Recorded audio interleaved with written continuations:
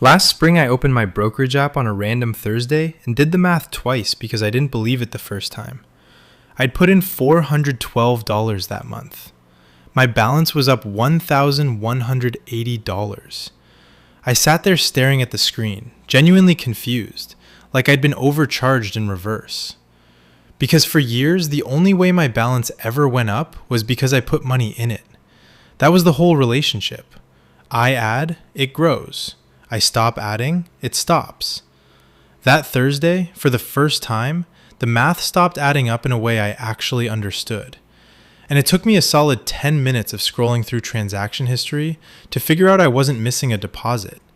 The account had just grown on its own, more than I put in. Nobody tells you what that actually feels like the first time it happens. It doesn't feel like winning. It feels a little bit like finding out gravity works differently than you thought. I'm Jake, and I've spent way too much time making money mistakes, so you don't have to. So what actually happened that Thursday? And why did it take until 6 figures for me to notice it? Let's get into it. Here's the part nobody warns you about, and it's the reason that Thursday hit me as hard as it did. For years before that, investing felt like pushing a car uphill. I'd put in $300 a month, the market would have a bad quarter, I'd check the account and it'd be worth almost exactly what I'd put into it, sometimes less. It felt pointless, not in a dramatic way, in a quiet, grinding way, where you start to wonder if you're just paying a fee to feel responsible. I want to be honest about something. There was a stretch, a few years back, where I genuinely considered stopping. Not because I didn't understand compounding. I could have explained it to you perfectly. Because understanding it and feeling it are two different things. And for years, I only had the first one. The math says the growth is happening the whole time. Every year, technically, you're closer. But for a long stretch, the actual dollar amount moving is so small compared to what you're putting in yourself that the growth is basically invisible. You're doing all the lifting. The account is barely helping. I didn't know that stretch had an ending. I just knew it felt like nothing was happening for years, and I kept going anyway, mostly out of stubbornness rather than belief. Here's what I didn't understand back then, and what that Thursday finally made real. Growth on money isn't a straight line. It's a percentage. And a percentage of a small number is small. A percentage of a bigger number is bigger, even if the percentage itself never changes. At $10,000, a decent year might earn you $700, barely noticeable next to what you're contributing yourself. At $100,000, that same percentage earns you $7,000. Suddenly, the account is contributing more in a good year than you are. Nobody's contribution changed. Nobody got a raise. The percentage didn't even move. The only thing that changed was the size of the number the percentage was being applied to. And somewhere around 6 figures, for most people, that's the point where the account's own growth starts to outrun what you're physically capable of adding yourself. That's what I was looking at that Thursday. Not luck, not some tip from Marcus. Just arithmetic that had been quietly building for years and finally got loud enough to notice. Which would be a nice, tidy ending to this story. Except a few weeks later, I did something that almost undid the whole point. About a month after that Thursday, the market had a rough 2 weeks. Nothing catastrophic, down maybe 8%. But 8% of a number that big was the first time a single bad stretch had cost me more, in dollars, than I used to make in an entire year of contributions. I remember opening the app and feeling something close to panic. The exact opposite of the feeling from that Thursday. I sat there with my thumb hovering over the option to move a chunk of it into something safer. I had the whole justification ready. Protect what I'd built. Lock in the gains. It sounded responsible in my head. I called Marcus, mostly just to talk myself into it out loud.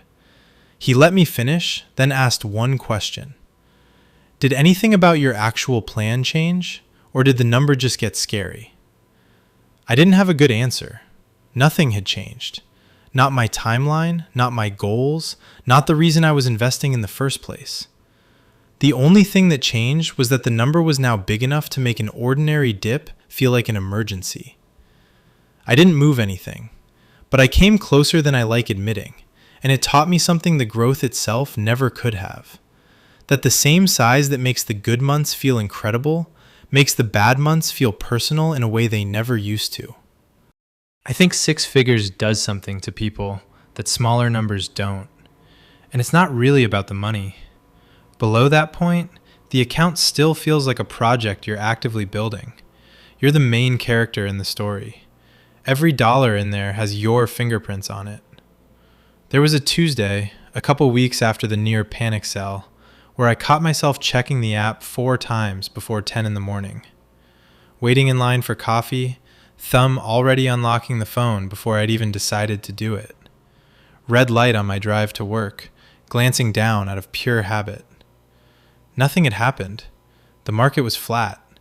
I just kept checking anyway, the way you'd touch a bruise to see if it still hurts. I didn't clock what I was doing until the barista said my name twice. That's when it landed. Once the growth outpaces your contributions, the account starts to feel like it has a life of its own, which is genuinely strange to sit with, because it means the thing you've been steering for years has started steering itself a little. And some part of my brain apparently didn't trust that. It wanted to keep watching, like the number might do something behind my back if I looked away too long. Some people find that thrilling. I mostly found it disorienting. There's a particular kind of vertigo in watching something you built start operating outside your control, even when it's operating in your favor. And it turns out that vertigo doesn't show up as fear most days.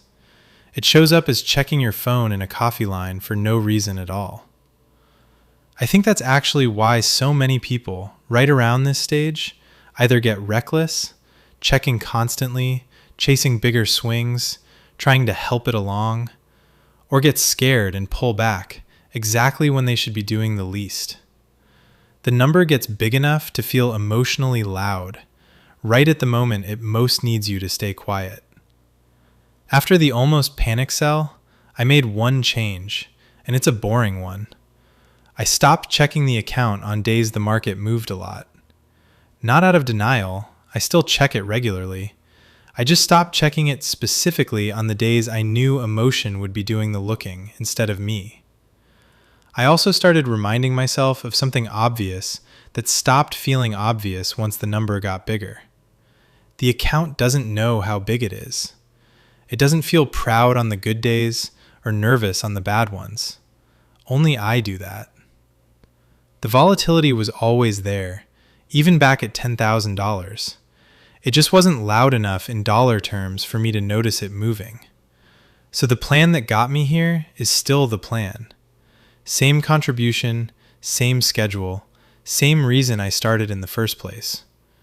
The only thing that's actually different is how much self-control it now takes to leave something alone that's finally big enough to feel like it matters. I still think about that Thursday. $412 in, $1,180 up. Genuinely confused, scrolling through transaction history, looking for a mistake that wasn't there. For years, growing that account felt entirely like something I was doing to it. That was the first day it felt like something the account was starting to do on its own. And the first day I understood that the hardest part was never getting here. It's what you do with your hands once the thing you built stops needing them so much. If you're still in the years where nothing seems to be happening, I know exactly how that feels, and I don't have a shortcut for you. I just have proof that the years where nothing happens are the ones doing the actual work. Quietly, long before you're allowed to see it. Tell me, have you hit a point yet where the growth started to feel real instead of theoretical? I read every comment, and if you want more of this, subscribe, because the psychology behind the money decisions we make and rarely talk about honestly is exactly what this channel is about. I'm Jake.